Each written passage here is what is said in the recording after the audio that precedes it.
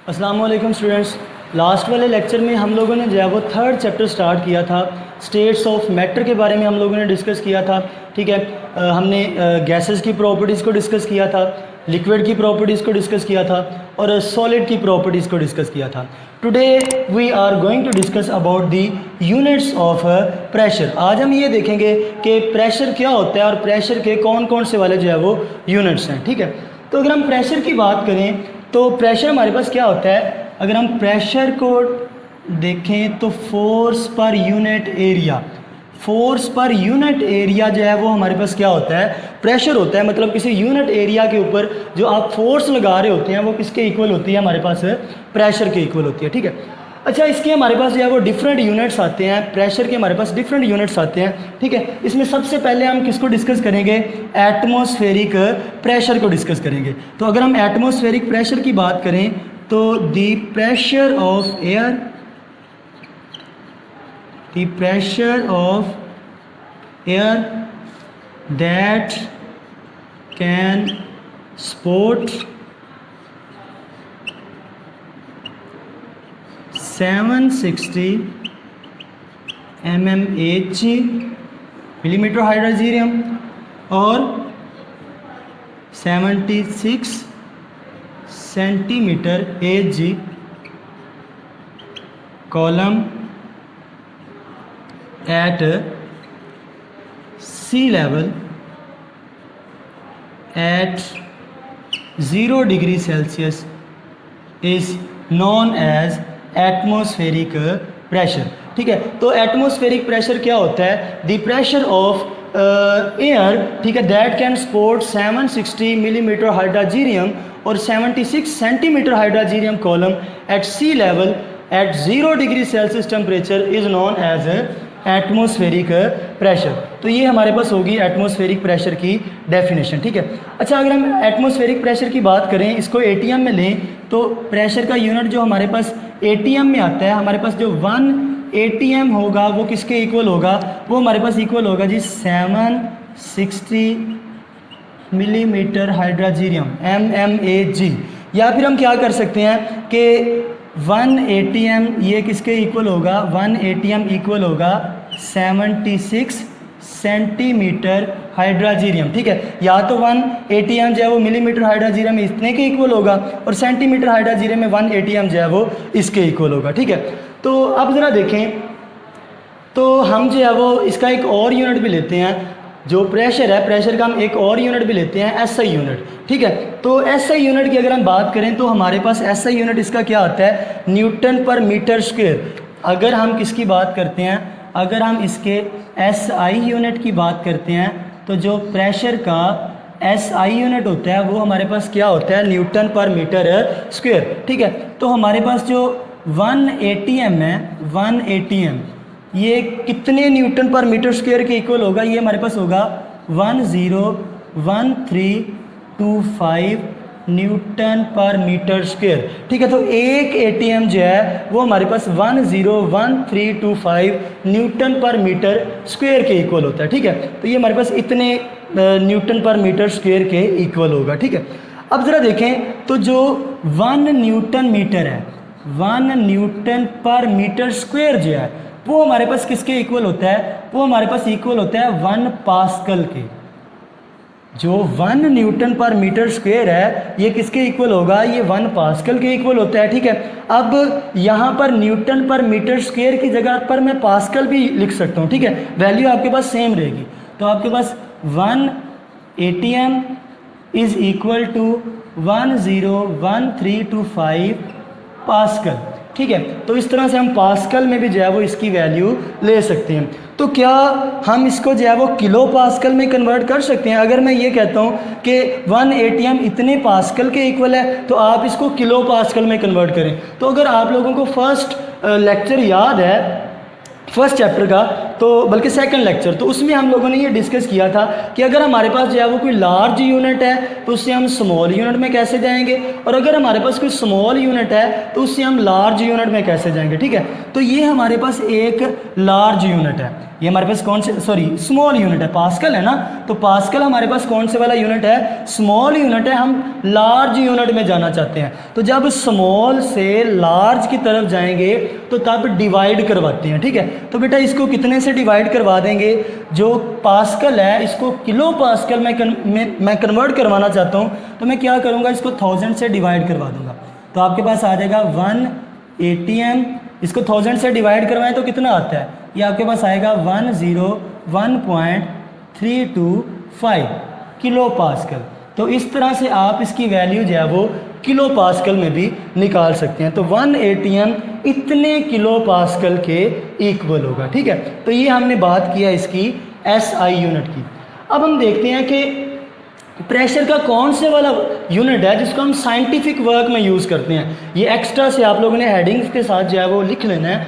तो कौन से वाला यूनिट है जिसको साइंटिफिक वर्क में ज़्यादातर यूज़ किया जाता है, तो साइंटिफिक वर्क में जिसको यूज़ किया जाता है वो प्रेशर का कौन से वाला यूनिट होता है, टॉर्क।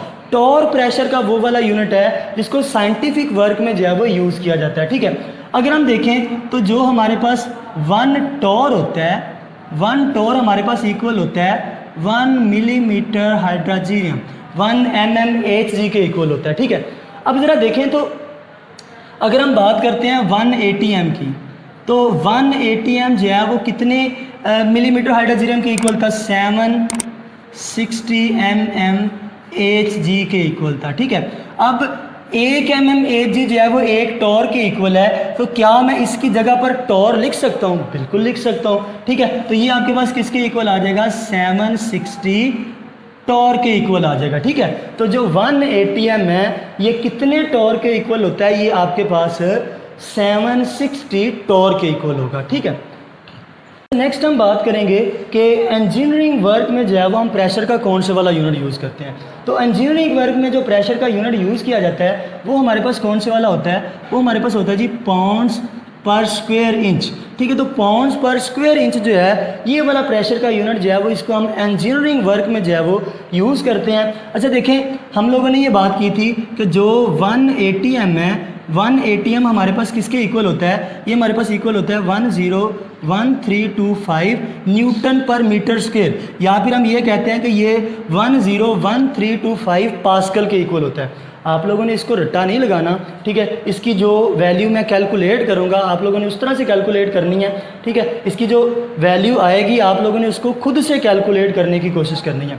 अच्छा देखें, आप लोगों ने ये बात याद रखनी है कि जो आपके पास 1 पाउंड स्क्वायर इंच होता है, 1 पाउंड पर स्क्वायर इंच होता है, ये किसके इक्वल होता है, ये 6894.75 पास्कल के इक्वल होता है। तो जो आपके पास 1 पाउंड पर स्क्वायर इंच है ये 6894.75 पास्कल के इक्वल होता है। अब मैं क्या करना चाहता हूँ कि ये देखना चाहता हूँ कि 1 ATM की वैल्यू ये थी, इसको मैं कन्वर्ट करना चाहता हूँ किस में, पाउंड पर स्क्वायर इंच में। तो मैं इसके लिए क्या करूँगा, इसके लिए मैं ये करूँगा कि जो भी मेरे पास ये वाली वैल्यू है इसको इस वैल्यू के साथ मैं डिवाइड करवा दूँगा। तो मेरे पास है जी 101,325, इसको मैं डिवाइड करवा दूँगा 6894.75। तो ये ऑलमोस्ट आपके पास जो आंसर आएगा वो 14.7 आएगा। ठीक है, तो इस तरह से आप वैल्यू निकाल लेंगे कि 1 ATM जो है ये आपके पास 14.7 पाउंड पर स्क्वायर इंच के इक्वल होता है। ठीक है, तो आप लोग खुद से कैलकुलेट करके देख लेंगे 1 ATM जो है वो कितने पाउंड पर स्क्वायर इंच के इक्वल होगा, ये आपके पास होगा 14.7 पाउंड पर स्क्वायर इंच के इक्वल होगा। ठीक है, उसके बाद देखें तो नेक्स्ट हमारे पास जो मेट्रोलॉजिस्ट हैं, माहिर मौसमियात, मेट्रोलॉजिस्ट कौन से वाले होते हैं, माहिर मौसमियात। तो अगर हम मेट्रोलॉजिस्ट की बात करें तो ये प्रेशर का कौन से वाला यूनिट यूज़ करते हैं, ये प्रेशर का यूनिट जो यूज़ करते हैं वो होता है आपके पास मिलीबार। तो मेट्रोलॉजिस्ट जो हैं ये प्रेशर का कौन से वाला यूनिट यूज़ करते हैं, मिलीबार यूनिट जो है वो यूज़ करते हैं। ठीक है, तो अब अगर हम देखें तो आपके पास जो 1 ATM है, 1 ATM वो आपके पास कितने बार के इक्वल होगा और कितने मिली बार के इक्वल होगा ये भी हम देखते हैं। तो आप लोगों ने ये बात याद रखनी है कि 1 बार जो है ये आपके पास 1 लाख पास्कल के इक्वल होगा, ठीक है, इतने पास्कल के ये इक्वल होगा, ठीक है। अब हमने क्या करना है कि आपने ये बात की थी कि 1 ATM कितने पास्कल के इक्वल होता है, 101325 पास्कल के इक्वल होता है। हम क्या करते हैं, हम ये वाली वैल्यू को इसके साथ डिवाइड करवाते हैं, 101325 डिवाइड करवा देंगे 1 लाख के साथ, तो आपके पास आंसर कितना आ जाएगा, आपके पास जो आंसर आएगा वो आपके पास होगा जी 1.01325, ठीक है। तो बार में आपने बार, ठीक है, तो 1 ATM कितने बार के इक्वल होता है, 1 ATM जो है वो 1.01325 बार के इक्वल होगा, ठीक है। और कितने मिली बार के इक्वल होगा, मिली बार में इसको कन्वर्ट करने के लिए आप क्या करवा देंगे, इसको 1000 के साथ मल्टीप्लाई करवा देंगे, ठीक है। तो 1 ATM, ये एक्स्ट्रा से आप लोगों ने सारी चीज़ें लिख लेनी है, 1 ATM कितने मिली बार के इक्वल होगा, तो वो आपके पास होगा 1013.25 मिली बार के इक्वल होगा, ठीक है। तो इस तरह से जो मेट्रोलॉजिस्ट होते हैं, जो माहिर मौसमियात होते हैं, वो प्रेशर का कौन सा यूनिट यूज़ करते हैं, मिली बार यूज़ करते हैं। 1 ATM इतने पास्कल के इक्वल होता है, ठीक है। अगर 1 ATM की बात करें तो ये इतने बार के इक्वल होगा, और मिली बार में देखें तो ये 1013.25 मिली बार के इक्वल होगा, ठीक हो गया। अच्छा, अब हम देखते हैं नेक्स्ट हमारे पास टॉपिक आता है जी गैस लॉज। अगर हम गैस लॉज की बात करें तो गैस लॉज हमारे पास क्या होते हैं, the laws that explain the relationship of volume of given mass of a gas at prevailing conditions of pressure and temperature, ठीक है। तो गैस लाज कौन से वाले होते हैं, गैस लाज हमारे पास ऐसे लाज होते हैं जो वॉल्यूम के दरमियान, ठीक है, और प्रेशर और टेम्परेचर के दरमियान जो है वो रिलेशनशिप जो है वो एक्सप्लेन करते हैं, उनको नेम देते हैं जी हम गैस लाज। हम डिफरेंट गैस लाज जो है वो डिस्कस करेंगे, जिनमें हमारे पास बॉयल्स ला आएगा, चार्ल्स ला आएगा, एवोगैड्रोज ला आएगा, ठीक है। तो जिसमें प्रेशर, टेम्परेचर और वॉल्यूम के रिलेशनशिप को हम डिस्कस करेंगे, उनको क्या नाम देते हैं, हम गैस लाज का नेम देते हैं। तो हम फर्स्ट वाले लॉ पे मूव करते हैं। जो फर्स्ट लॉ आप गैस लाज में डिस्कस करेंगे वो हमारे पास कौन से वाला जी, बॉयल्स लॉ। अच्छा बेटा, बॉयल्स लॉ आप लोगों ने पहले भी किया होगा, ठीक है, इसको मज़ीद हम डिस्कस करते हैं। तो अगर हम बॉयल्स लॉ की बात करें तो ये किसने दिया था, ये दिया था जी रॉबर्ट बॉयल ने, ये रॉबर्ट बॉयल ने दिया था। ये रॉबर्ट बॉयल ने कब दिया था, इन 1662 में रॉबर्ट बॉयल ने जो है वो बॉयल्स लॉ दिया था। और ये दो चीज़ों के दरमियान में रिलेशनशिप एक्सप्लेन करता है, ये वॉल्यूम और प्रेशर के दरमियान में रिलेशनशिप को एक्सप्लेन करेगा, ठीक है। According to Boyle's law, the volume of given mass of a gas is inversely proportional to pressure at constant temperature।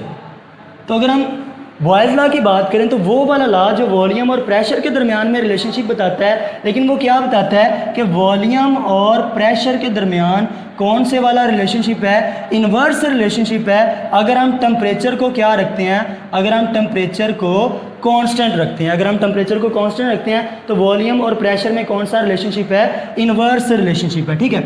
अच्छा देखें, नेक्स्ट हमारे पास क्या आता है कि अगर मैं इस प्रोपोर्शनैलिटी को ख़त्म करना चाहता हूँ और इसको मैं इक्वालिटी में कन्वर्ट करना चाहता हूँ, तो मैं यहाँ पर कांस्टेंट लगाऊंगा, volume will be equal to K over P, ठीक है। और अगर आप यहाँ पर जो है वो कांस्टेंट निकालना चाहते हैं तो पी जो है वो वॉल्यूम के साथ मल्टीप्लाई कर जाएगा, तो वो आपके पास आ जाएगा पी वी, वो आपके पास किसके इक्वल आ जाएगा, पी वी के इक्वल आ जाएगा। अब ज़रा देखें आपके पास जो है वो एक गैस है, ठीक है, उसके ऊपर जो है वो कुछ प्रेशर लग रहा है और कुछ उसका वॉल्यूम है, ठीक है। तो जो आपके पास उसका इनिशियल प्रेशर और इनिशियल वॉल्यूम होता है उसको आप किसके साथ लिखते हैं जी, P1 और V1 के साथ। और जो बाद में मतलब उसमें आप चेंजेस करते हैं, प्रेशर में चेंज करते हैं तो वॉल्यूम भी चेंज हो जाएगा। प्रेशर में चेंज करेंगे तो चेंज करने के बाद जो प्रेशर आपके पास आएगा वो कौन से वाला होगा, P2। और चेंज करने के बाद, प्रेशर चेंज करने के बाद जो वॉल्यूम आएगा वो कौन से वाला हो जाएगा, V2। पहले इनिशियल प्रेशर था और इनिशियल वॉल्यूम था, आपने प्रेशर चेंज किया, वॉल्यूम भी क्या हो गया, चेंज हो गया, ठीक है। तो अब P1 V1 किसके इक्वल होगा, कांस्टेंट के इक्वल होगा। P2 V2 किसके इक्वल होगा, कांस्टेंट के इक्वल होगा। तो क्या इस इक्वेशन को और इस इक्वेशन को मैं कंपेयर कर सकता हूँ, बिल्कुल कर सकता हूँ, दोनों के इक्वल हैं तो इनको जो है वो कंपेयर किया जा सकता है। ये आपके पास आ जाएगा P1 V1 is equal to P2 V2। तो ये वो वाला रिलेशनशिप है जिसको हम जो है वो नेक्स्ट न्यूमेरिकल्स में जो है वो यूज़ करेंगे, ठीक है। इसकी एक्सपेरिमेंटल वेरिफिकेशन है, एक्सपेरिमेंटल वेरिफिकेशन हम इसकी जल्दी से करते हैं जी।